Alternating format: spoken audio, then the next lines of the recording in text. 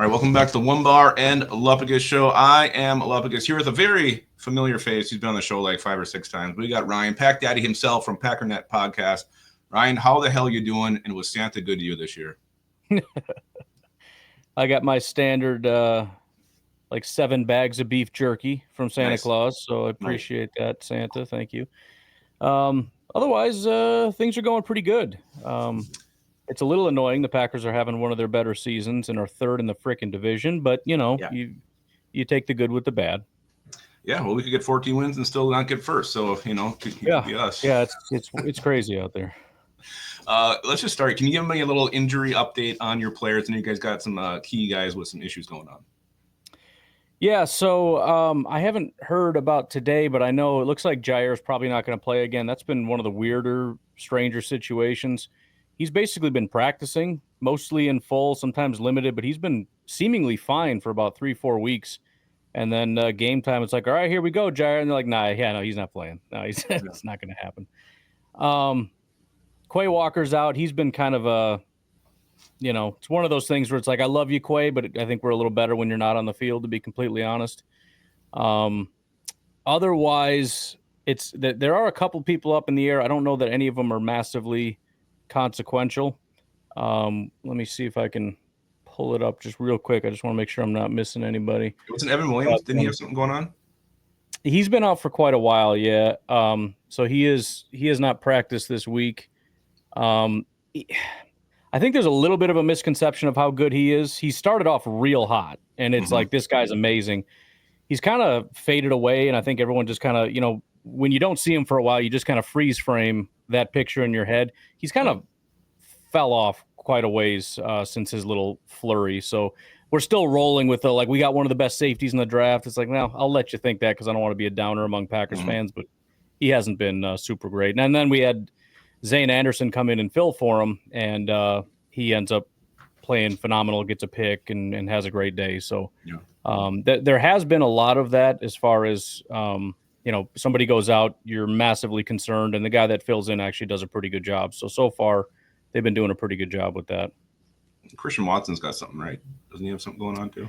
Matt LaFleur mentioned that they're optimistic for him to play. He had some kind of a knee issue, but I don't think it's any kind of a ligament or whatever. He just kind of got like a bone bruise kind of a deal. He hasn't practiced, so we'll see. That may go south, and I do think that's going to be a pretty big deal for us if he doesn't play for a couple different reasons. I mean, he stretches out the defense, but also the buzz right now is that the way the Packers beat the Vikings is to push the ball down the field, which I don't like that plan, but that's seemingly what everyone seems to think right now. Good. Well, you mentioned Jared Alexander. I wanted to talk to you a little bit more about that. What's going on there? Like, is there some behind-the-scenes issues? Like, any idea what the hell the issues? I mean, this seems like he's never playing. Middle of November, I think, was the last time he actually played, wasn't it? Yeah, there is some rampant speculation. I think some people think he's got some character issues. I think yesterday I kind of speculated. So there was a dust-up last year. A lot of the defensive players kind of got upset, and one of the guys was Devondre Campbell. We've seen him freak out in San Francisco, walk away from his team. But one of the things he said when he was in Green Bay is that he would never play hurt again because what happened was he was hurt. He decided to fight through it. He doesn't play well, and then he gets thrown under the bus for not playing well. And it's like, well, screw you. I come back to play. My only thought in my head, potentially, as far as maybe there's something more than an injury here, is that Jair is of the same mind. I'm not going to go out there hurt, look bad, and then have my reputation tarnished, lose money, whatever the case may be. I'm not coming back until I'm healthy. It's possible he's practicing, and they go to Jair. They're like, are you, because that's part of the equation. We got to ask you your pain tolerance, how the things are going. It's possible he's saying, yeah, I'm not feeling it quite yet. I don't know. Maybe that is or isn't the case. I'm not sure. But as far as speculating beyond an injury, that's the only real thing I could think. Do you think he's scared of Justin Jefferson and Jordan Addison? No. No, I don't. But it's been, four games? He's got 1 pass for 12 yards. I don't really think it's a big deal. Do you expect to have him for the playoffs? I mean, are you banking on him coming back? I do think so, but it is getting a little weird. I would guess, and it's unfortunate, you don't want a guy's first time back to be in the playoffs, but I don't think he plays this week. It's very unlikely he plays against the Bears. I would guess we're actually going to be sitting people that week. So, yeah, I mean, if he comes back, my guess would be the first game of the playoffs. And at that point, especially if our corners continue to play well, which, we've had a couple guys. It's funny because they had a good game 2 weeks ago, and I thought, guys, freaking chill out. Bad players have good games, and then 2 weeks in a row, they end up having really good games. All right, fine. I guess I'm stupid. I don't know what I'm talking about. But if they continue to play well for 4 weeks, you look at it and go, look, I know Jair is a good player, but he's been gone for months. Do you want him to come back right now? So I don't know. We'll have to play it by ear, but it's a pretty unfortunate situation. Yeah. All right. So mention the playoffs. I mean, you guys aren't going to win the North, so you're probably not going to have a home playoff game unless something crazy happens and you end up being the highest seed. How do you feel about this Packer team going on the road and making a deep playoff run this year? Confidence level. Well, the thing that I've been saying about the Packers is, it's kind of weird because I think a lot of Packer fans are unaccustomed to the way that they're succeeding. We're used to great passing game. We can't run. We have no defense. That's not the way we're built right now. The defense is playing well. The run game is kind of carrying us, and Jordan is just doing enough to keep us afloat. So it doesn't feel like a good team. The analytics says they're a very good team. So every week it's kind of okay, prove it, right? So you go up against Miami. They're an ascending team, whatever. Go prove it. Blow Miami out. Okay, great. Do it against the 49ers again. Detroit, it was a competitive game. You can't really ask for much more than that. So every week they've kind of just done what is expected of them. Seattle, I think, was a big one because they're generally a bad team on the road, especially going out to the West Coast. And Seattle, again, this ascending team, supposedly they're blowing everybody out. They're really scary right now. Just completely put that all to bed. So that felt pretty good. So this is another test. This is, there's a lot of Packer fans are like, well, they can't compete against the top echelon teams. They haven't beat any of those teams. If they get embarrassed or it's unfortunate game against Minnesota, yeah, that's going to reset. But this is a playoff game. This is what you're going to have to do. You're going to have to go on the road in hostile environments, and you're going to have to win. So if you really are that good, you're going to have to go prove it. If they can go out and win in Minnesota, then I feel real good about their chances against pretty much anybody, including Detroit, who I think is kind of on the decline right now, especially with the injuries. So, this one is the final real big test going into the playoffs. Yeah, we got some huge games here in the North. It's just crazy how damn good our division is. Again, we got Ryan here, Pack Daddy from Packernetpodcast. If you have not yet hit subscribe to his channel, be sure to do that. It's like your seventh chance to do it. So come on, guys, give him a sub and harass him this weekend very much. I want to talk to your young wide receiving core. You guys always get a lot about having these great young receivers, but it always seems it's kind of flavor of the week. One steps up and has the big game, and Jaden Reed doesn't have a catch or a target. It's weird. Is there times you miss having a true number one receiver, or do you love having these guys who you don't know which one's going to be the flavor of the day?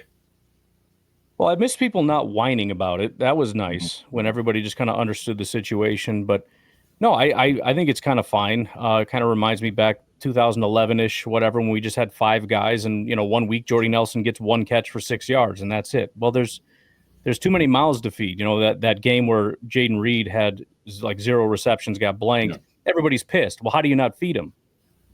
Guys, every week is going to be a little bit different. Sometimes it's a Jaden game. Sometimes it's a Wicks game. Sometimes it's a Watson game.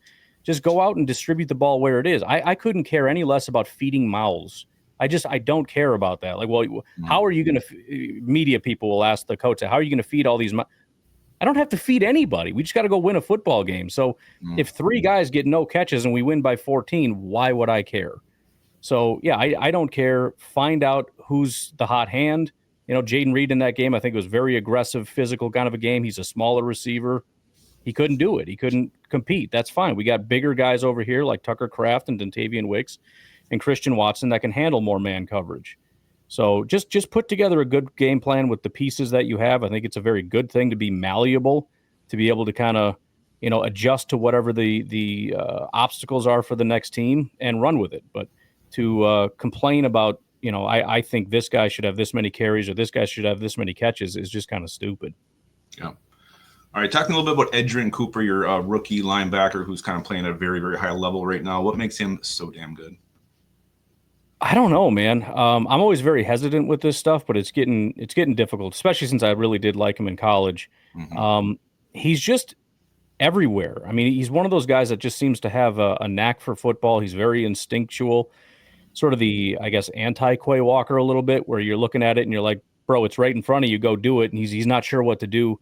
This guy just flies around the field, and every time somebody catches a ball, he's within one step of them. He just seems to have a real good feel for the game. Very, very good blitzer. Seems to be doing a decent job in coverage, and then the run defense is phenomenal. Great tackler, flows downhill to the ball carrier, and is very fast. I mean, his closing speed is pretty shocking. Yeah, I loved him coming out, and I hated when you guys got him. I was so pissed. Yeah, I was. I mean, it doesn't really mean anything. I like a lot of guys that end up busting out, but no, I mean, this one seems to be so far so good. Let's say that. Yeah, he is very nice. Give me one player who steps on the field for the Packers that every time you see him out there this year, just like, oh my God, here we go again. Just makes you sick. Well, it was Quay for a while. He started getting a little better with run defense down the stretch. He's hurt right now, so that's not really much of a thing, but he was getting to be a real pain. The other rookie, Javon Bullard, he's been really struggling, and due to the injuries and whatnot, they kind of forced him from the safety role into the slot role because they kind of liked Keyshawn Nixon out on the boundary. It was a bad fit, and he was just getting picked apart. But again, now he's injured. As of right now, I mean, things are kind of clicking pretty well. I mean, I would borderline say the weakest link would be like our center, Josh Myers. Yeah. But week to week, you never know who's going to have a bad game. But right now, I think guys are more stepping up than not. Nice. All right. So biggest difference between the Packers when we faced them back was it week 4 to now? What are they doing different? What are they doing better than the first matchup against the Vikings? Well, I mean, one thing I don't even remember exactly the special team situation. If we didn't have McManus at the time, that's a pretty big difference. Our kicker. You did have that shitty kicker. I think you missed an extra point or two. Oh, it's been night and day. I mean, this guy hasn't missed anything, which is going to change at some point. He's like 94% on field goals. He just kicked a 55-yarder last week. Eventually, he's going to miss one, but he's been phenomenal. So that's a big. Special teams has been nice.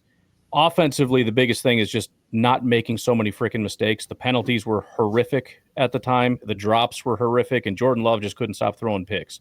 All three of those things have pretty much shored up. And then defensively, they just went from being I would say they were a bad defense that was dependent on picks. They looked like a good defense on paper because they were getting takeaways, but I think minus the takeaways, they were not a good defense. Right now, they're just a good defense. The pass rush was non-existent the first half of the season since the bye. It's really stepped up. The run defense, they're suddenly, for the first time since 1997, maybe, they have a good run defense. And then the coverage also seems to be there, which I think is a function of the pass rush, to be honest. But no, the defense is just playing at a pretty high level right now. Nice. All right, Josh Jacobs. Is he the key for the Packers to beat the Vikings this Sunday?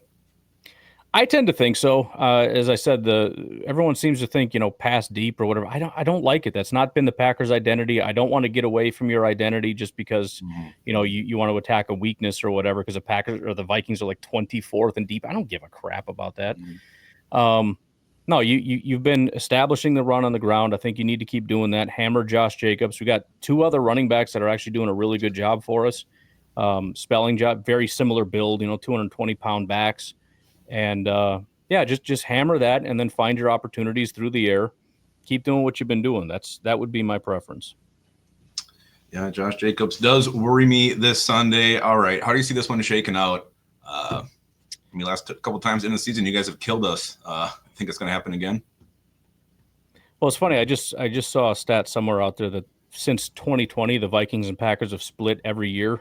So I have to take the Packers. I can't imagine it'll be a big one. I have to assume it's going to be a very close and competitive game, probably on the order of Packers-Lions, where it was 2 to 3 point difference. Even our last meeting was kind of that way, even though we were down by like 28 points by the fourth quarter. But still, the Packers have scored 30-plus points 5 weeks in a row. I'm going to act Vikings defense is pretty scary, but I'm just going to say they're going to do it again. So I'm going to say it's 28-31 Packers. All right. Yeah, I think it's going to be a very close game. Every game the Vikings have, no matter who we're playing, is always very close. Yeah, so, all right, Ryan, appreciate you hopping on, taking some time out on day off to talk to us and get us familiar with the Packers. Good luck Sunday. Good luck in the playoffs. Yeah, again, thank you. For sure, man. Always good to be here. All right.